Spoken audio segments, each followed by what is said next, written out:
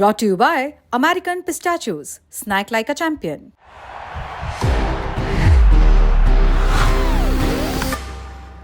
That's the power of pistachio. Tamil Nadu की greater Chennai police ने grinder dating app को ban करने की मांग की है। पुलिस का दावा है कि कई मामलों में इसका इस्तेमाल सिंथेटिक ड्रग की तस्करी के लिए किया जाता है।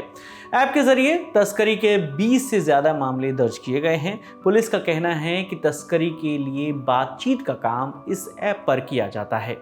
खबर में आगे बढ़ने से पहले आपको ग्राइंडर ऐप के बारे में थोड़ा सा बता देते हैं। ये बेसिकली एक ऑनलाइन डेटिंग ऐप है जो कि मुख्य रूप से LGBTQI यानी गे, बाइसेक्सुअल, लेस्बियन, ट्रांस और क्वीर कम्युनिटी के लोगों के लिए स्पेशली डिज़ाइंड है। इसके ज़रिए इस समुदाय से जुड़े लोग आपस में बातचीत कर सकते हैं और अपनी दोस्ती को आगे बढ़ा सकते हैं। अब वापस खबर पर आते हैं।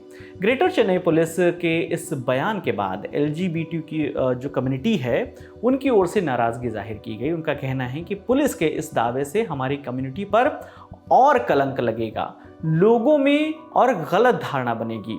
न्यू इंडियन एक्सप्रेस से बातचीत करते हुए इसी कम्युनिटी के साथ काम करने वाले एक कार्यकर्ता ने बताया कि क्या पुलिस के पास इसका कोई डेटा है कि कितने लोग ग्राइंडर का इस्तेमाल करते हैं और कितने लोगों ने ड्रग बेचने के लिए इसका दुरुपयोग किया है। चेन्नई पुलिस को इस ऐप पर प्रतिबंध लगाने के बजाय LGBT कम्युनिटी जो है उसके साथ काम करना चाहिए। उन्होंने ये भी कहा कि इस तरह की चीज़ें किसी भी ऐप के माध्यम से की जा सकती है, ऐसे में सिर्फ इसी ऐप पर कार्रवाई की मांग क्यों की गई। उन्होंने आगे बताया कि फ़ोन कॉल पर भी तो फ्रॉड होते हैं, इसका मतलब ये तो नहीं है कि फ़ोन को ही बैन कर दिया जाएगा। इस पर ग्रेटर चेन्नई पुलिस के एक सीनियर अधिकारी ने तर्क दिया कि उन्हें जिन मामलों के बारे में पता चला है उनमें से किसी में भी दूसरे किसी ऐप के बारे में प्रत्यक्ष सबूत नहीं मिले हैं, लेकिन इस ऐप के माध्यम से मेथाम्फेटामाइन ड्रग बेचे गए हैं। इसके जो उनके पास इस संबंध में ठोस सबूत हैं और इस खरीद फरोख्त में 2 पुलिस कांस्टेबल भी शामिल हैं।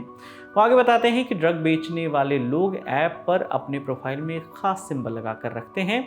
ये एक सीक्रेट कोड की तरह काम करता है और इससे उनकी पहचान भी सामने नहीं आती।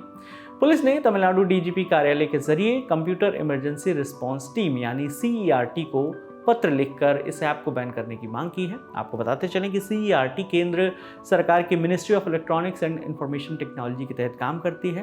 लेटर में इस ऐप पर उपद्रव पैदा करने और सार्वजनिक व्यवस्था को प्रभावित करने के आरोप लगाए गए हैं। ग्रेटर चेन्नई पुलिस के मुताबिक पिछले साल अगस्त महीने से लेकर अब तक ऐसे 20 मामले दर्ज किए गए हैं। इन सभी में इसी ऐप को कम्युनिकेशन का जरिया बनाया गया था। अब पुलिस के दावों में कितनी सच्चाई है ये तो जांच का विषय है। चलते चलते आपको इस ड्रग के बारे में भी बता देते हैं जिसकी तस्करी इस ग्राइंडर ऐप के जरिए की जा रही है। मेथाम्फेटामाइन ये जो ड्रग है लेबोरेटरी में तैयार किए जाने वाला एक ड्रग है। इसे नीले सफ़ेद पत्थरों या क्रिस्टल के रूप में बेचा जाता है जिसे क्रिस्टल मेथ, टीना या आइस भी कहा जाता है। इस ड्रग का जो सेवन करते हैं इससे anxiety, fast heartbeat, irregular heartbeat, stroke, यहाँ तक कि मौत भी हो सकती है। इस पूरे मामले पर जो भी अपडेट आएगी हम आप तक लेकर आते रहेंगे। बाकी अगर ऐप के ज़रिए ऐसा काम हो रहा है तो क्या उसे बैन किया जाना चाहिए?